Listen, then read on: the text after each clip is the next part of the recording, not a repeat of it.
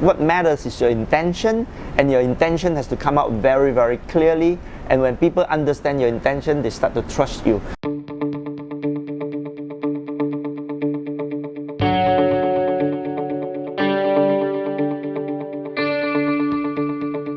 So welcome back, everybody. I'm here today with Jack Sim from the WTO, that's the World Toilet Organization. Just had a phenomenal conversation about the importance of communication and why now is the time to talk about poop. So please join us. Jack, thank you very much for your time. This has been phenomenal. Thank you very much for your time. Thank you. Give me a brief introduction about yourself and the WTO. My name is Jack Sim. I'm the founder of the World Toilet Organization. And I created this World Toilet Organization because the subject of toilets and sanitation was so taboo and neglected that they call it water agenda, which doesn't make sense. What's the big problem that Asia's facing with sanitation? So the main immediate thing we want to talk about immediately is about the 2.5 billion people who don't have toilets. Okay. So why can't we talk about a preventive medicine that is so effective that you don't really have to need so much hospital and nurses and doctors, because that's very expensive. Just prevent them from having the disease first by washing their hands, by having flush toilet, by having not the flies spread it, and by not polluting the river. Right. So this is the beginning. Is it getting better? Are people talking about it? Are there parts of Asia where they're talking about it and parts of Asia where they won't talk about it? I think that in the last 18 years since the founding of the World Toilet Organization, the media has loved this subject so much. So this romance with the global media has been the biggest change, because the media legitimized the subject. So every time we talk about it, they write about it. And part of it is also about this unique blend of humor and serious facts. When you started, what were the conversations like? Were they really difficult back then, or was it just, how did you find the right people to get started? In the beginning, the guys gets very excited because they always wanted to talk about toilets, and their wife are always stopping them. And then the wife was like, oh, can we talk about something else? Yeah. And then after a while, they start to realize the serious facts and say, hey, this is so important. And then everybody talks about it. But when you were maybe setting up the meetings or setting up the conversation, were there certain things that you realized, like, this is a good time, they're saying things that make me feel like it's okay to start talking and at that level? So actually, you should be able to talk about it in relation with any subject, because toilet is so intimate to the person. You can talk about health, that's a very good starting point. You can talk about how you teach the children to kind of have be toilet trained. You can even talk about your dogs, right? Yeah. And you can begin the conversation that way, and slowly you can talk about the subject matter itself. But you can also talk about other people, like the poor, and you can talk about the enormous crisis that is going on in the pollution. And I think depending on the person, if he's a very environmental friendly person, you talk about the rivers. And then it all comes back. Okay. Now, you get the conversation going, but the reality is conversation is different than toilets on the ground. How do you maintain a long-term focus when you're having short-term conversations all the time? I think if you are creating a movement, you're not calculating what you will do. You're calculating what everybody would do. So the politicians are really gaining a lot of popularity, votes, and power by helping toilets to be built, because people need it. And why would they do that? Is because the people then realize they need it, because upstream there was a driving of demand through the media talking about the importance of toilets. And once you plant that seed into their head, they say, we didn't talk about toilets, this is so important. I think we need to improve that. That is dirty, that is not satisfactory. They start to become unhappy. Right. And then the unhappiness drives the demand drives the supply, the vendors, the businessmen, the politician, the movie star, the academia, the media, everybody take away something good for themselves. In the end, toilets gets built on the ground. Early on, you were very successful. You retired at 40. What are the skills that you took into the WTO that you think have been the most important for you? It's a communication skill. So when you're doing business, you're actually selling products. But if you are in a non-profit organization, you're selling ideas and you're selling incentive. So it's very, very similar. And what we do in business is, of course, the visual communication as well. So the graphics, the visuals, the things that we promote the product with is very similar to the non-profit sector. And the fact that I don't earn any money, don't draw any salary from doing this work, also give a lot of credibility that people know, okay, this guy is not getting something out of it.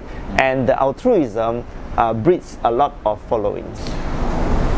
Why do you believe that being altruistic brings you more credibility versus more profit? Because people use profit as a yardstick for business, but why is it altruism for nonprofits? Why can't it be impact for profit?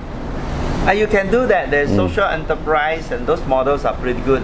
What matters is your intention, and your intention has to come out very, very clearly.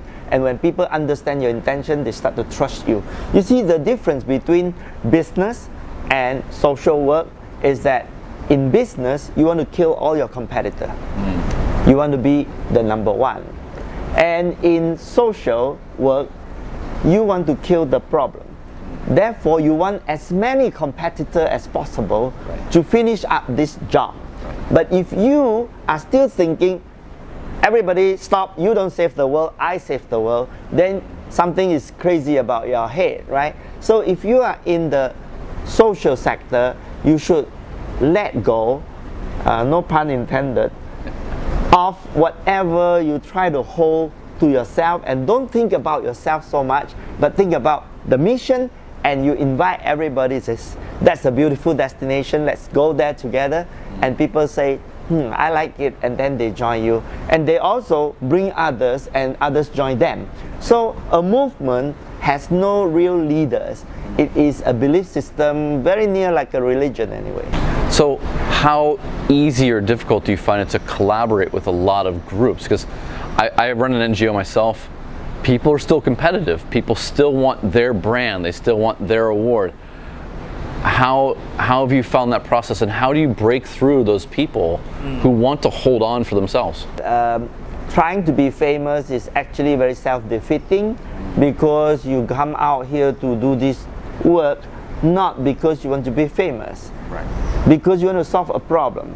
So the paparazzi, the awards, or the recognition and status, it is for the mission. And if you always remember that everything that is visible is not about you, but it's about the mission, then you are clean and you're lightweight and people trust you.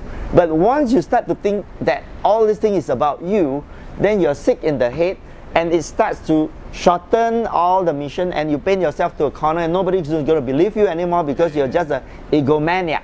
So I think to overcome that needs a lot of self-reflection. You have to remind yourself, hey, don't enjoy this too much. What's that for? It's for mission. Good, correct answer. And then you keep on going like that. Because I've seen a lot of colleagues who actually doing good, and after a while, this fame and status, all this going to the head, and it's so sad.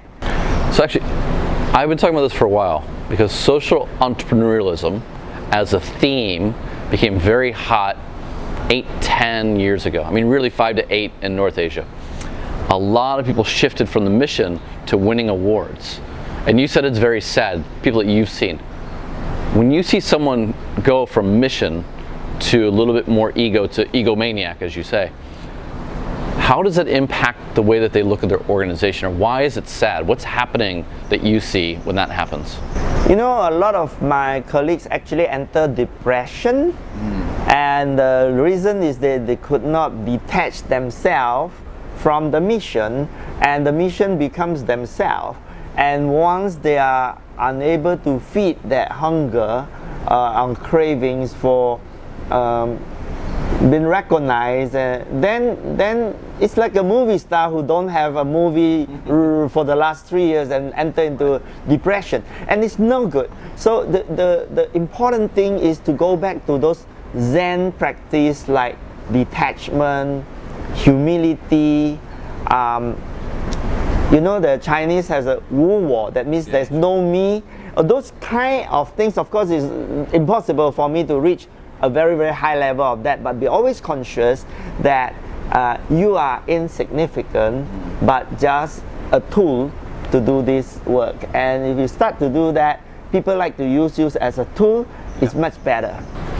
What if you were a 28-year-old who was entering the space for the first time? You're developing your first idea for solving the same challenge.